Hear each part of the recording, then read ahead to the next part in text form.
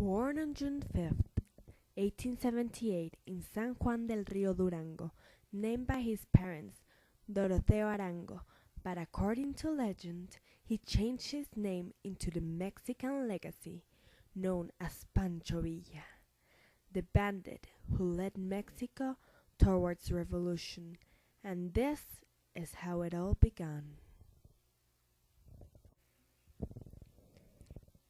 It was April 21, 1914. During the Mexican Revolution, Pancho Villa and Venustiano Carranza battled to overthrow the General Victoriano Huerta from power. We have to fight. We can't let Victoriano Huerta stay in power. Yes, no matter what it takes. Mexico cannot remain in this state. We shall go to Veracruz and take over the ports and trade. Let's go. It was April 9, 1914, and an unarmed whaleboat from the gunboat arrived at Tampico to pick the gasoline from a German merchant. Sailors were detained by Huerta and taken to the military headquarters. The Real Admiral Henry T. Mayo was very angry. You were not in the right to capture my man, Coronel Ignosa.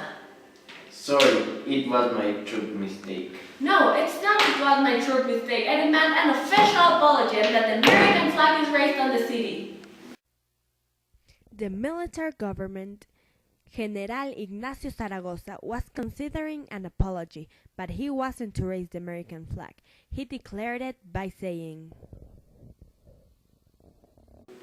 The salute will be fired. Wilson asked for the permission of the Congress to take military action by stating, There won't be thoughts of Russian or selfish aggrandizement, only efforts to maintain the dignity and authority of the United States of America. The decision was made to occupy Veracruz, and what wasn't known was that the American Admiral, Frank Friday Fletcher, had received orders to transport USS Price, which carried 350 Marines. When Mexican General Gustavo Mas arrived, he realized that they were greatly outnumbered. This caused great losses in the battle. 19 Americans were killed and 72 were wounded, while 172 Mexicans were killed and 250 were wounded.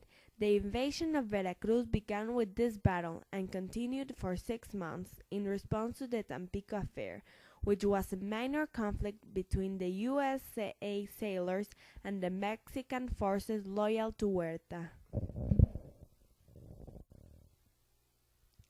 Then there was another incident that happened, but this one was in 1916.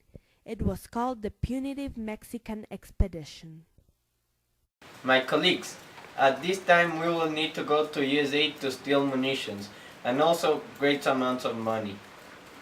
Troops, we have to capture Pancho Villa. This is unacceptable. He has to stop stealing from our banks. Chanfle, if police get us, we will need to give up, so let's run away, my friends. I will lead this expedition. His acts are intolerable. This can't be happening. A border war is about to begin, and all this is due to the Battle of Columbus. USA wants to capture me, but they will never find me. Okay, men, we have only one objective: to capture Pancho Villa. I don't care how, if he's alive or if he's dead. We have to stop him, and we have to stop him now. And that is how the expedition began.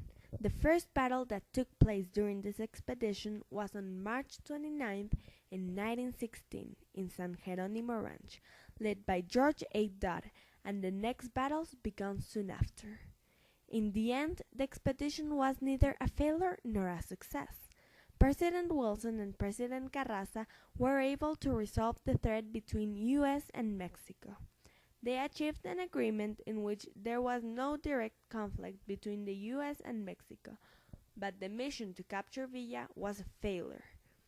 Villa never left any traces behind, not even until his death, and even though it's suspected that he was shot, that is only a guess.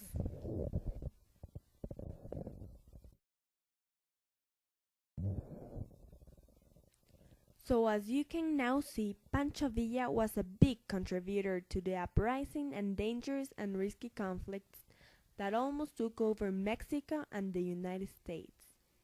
His death still remains a mystery, and there are still many missing pieces to his life puzzle. One of the last things that we know for sure is that he signed an agreement with President Adolfo de la Huerta in July 28, 1920, but almost everything we know